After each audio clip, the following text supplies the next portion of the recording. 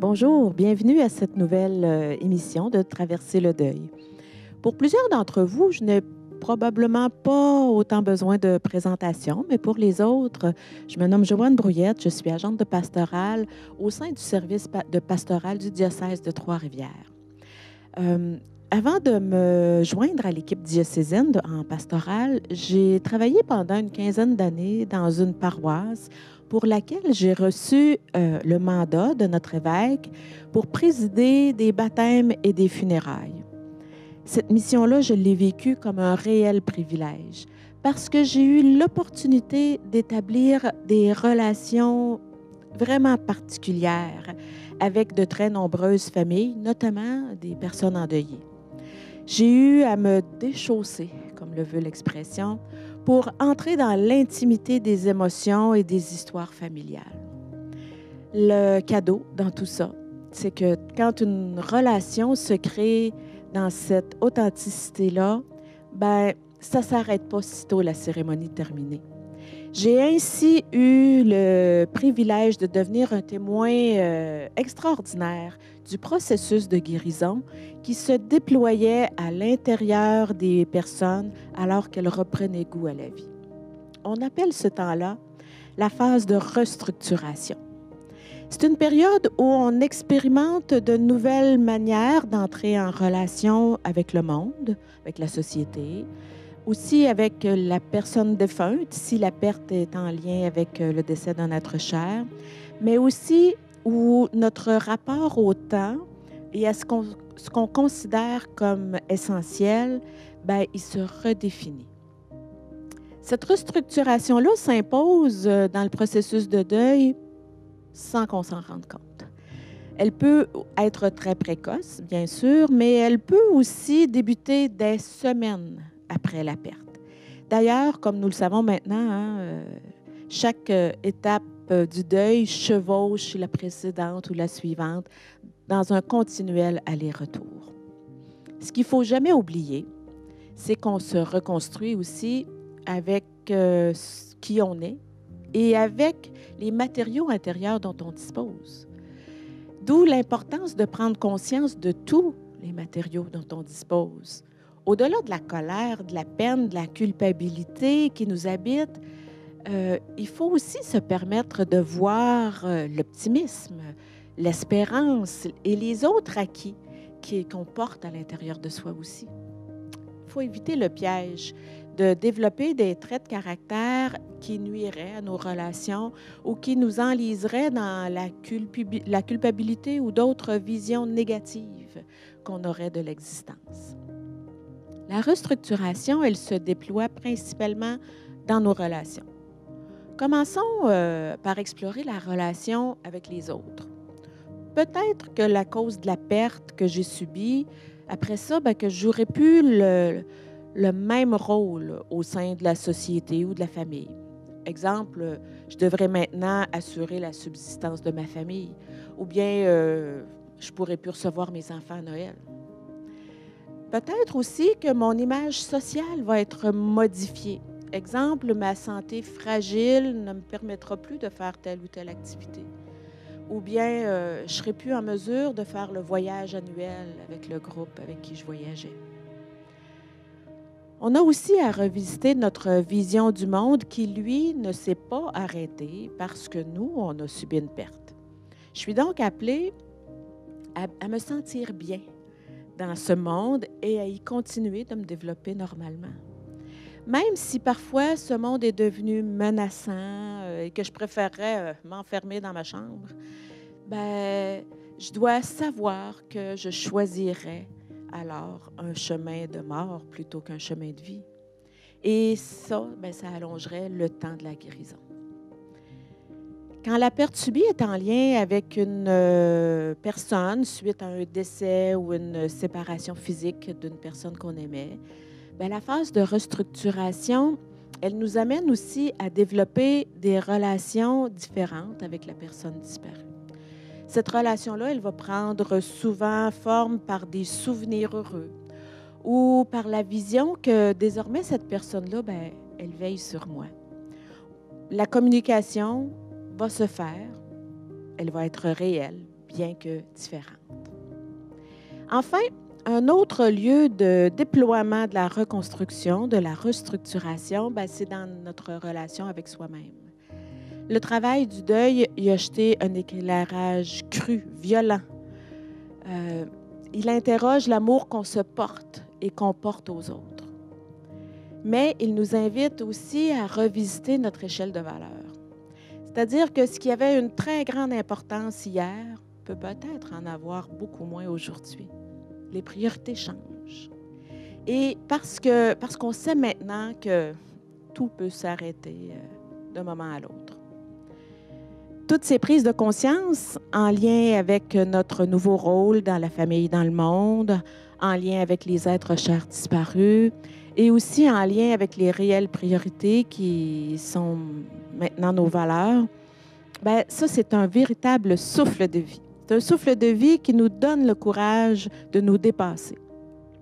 On connaît maintenant ce qui est essentiel dans nos vies. Et on peut maintenant prendre aussi le temps de multiplier les occasions qui vont nous mettre en lien avec cet essentiel et d'apprécier chaque moment. Cette appréciation-là, un moment à la fois, de ces instants de grâce, nous fait découvrir que malgré la période difficile qu'on vient de traverser, on a fait certains gains, on a fait des pas. On réalise alors que chaque personne a en elle un pouvoir incroyable de guérison et qu'on est beaucoup plus que ce qu'on croyait être. Pour vous aider à prendre conscience de tous ces outils-là dont vous disposez pour consolider votre phase de restructuration, on a des questions de réflexion à vous proposer. Je vous invite à prendre papier-crayon et à prendre le temps de répondre le plus sincèrement possible aux questions. Il y a une douce musique qui va vous accompagner, des images inspirantes, et on se retrouve tout de suite après. De quels matériaux je peux disposer pour ma reconstruction?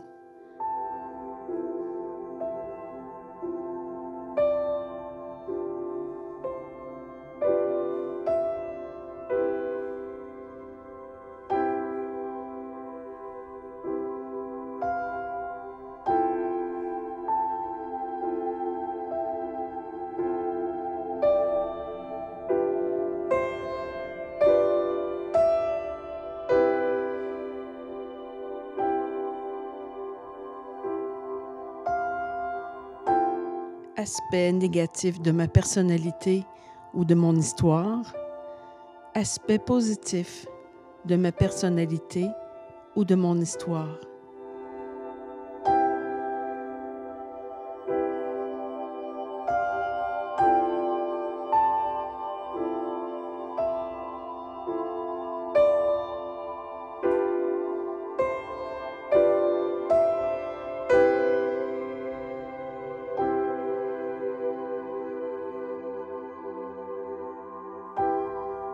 Quel changement de rôle devrais-je maintenant assumer? Je ne serai plus l'époux de, l'épouse de, la mère de, le père de. Je serai maintenant locataire dans une grosse résidence.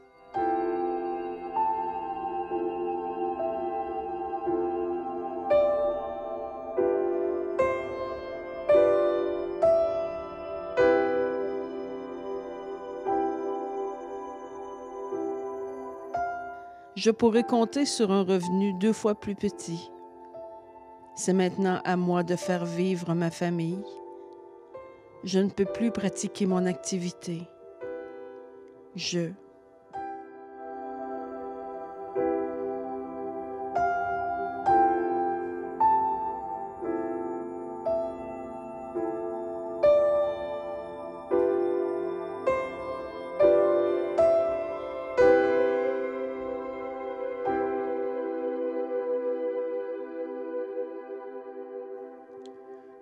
Comment puis-je communiquer avec l'être cher disparu?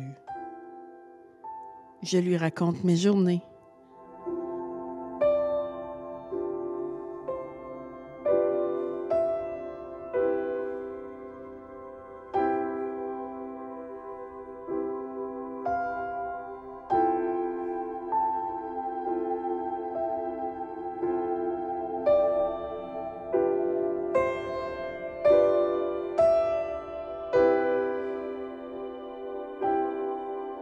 Je lui demande de me guider, de veiller sur moi. Je me rappelle des anecdotes.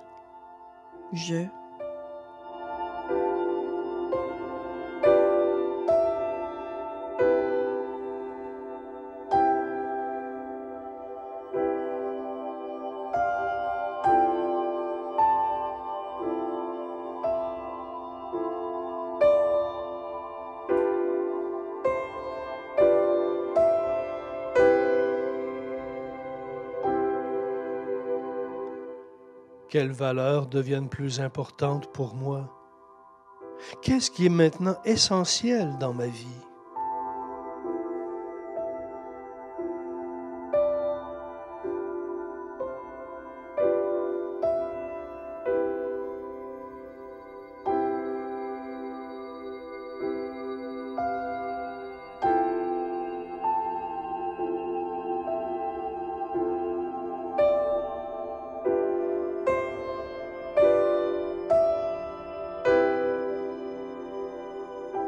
Comment vais-je dorénavant me traiter?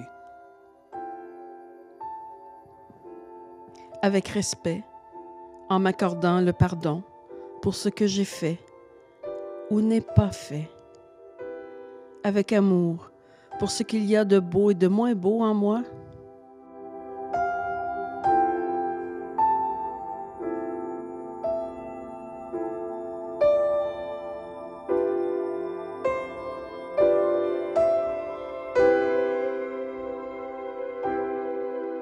Avec une attention particulière pour mes émotions et sentiments. Avec soin, en prenant le temps de m'occuper de moi. Avec haine, mépris, colère, manipulé par ma culpabilité et ma peur.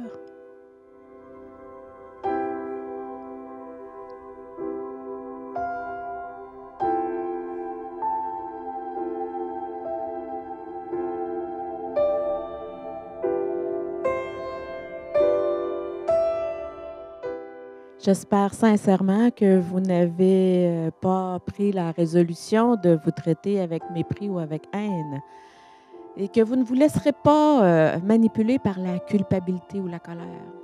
Les relations harmonieuses commencent par soi d'abord.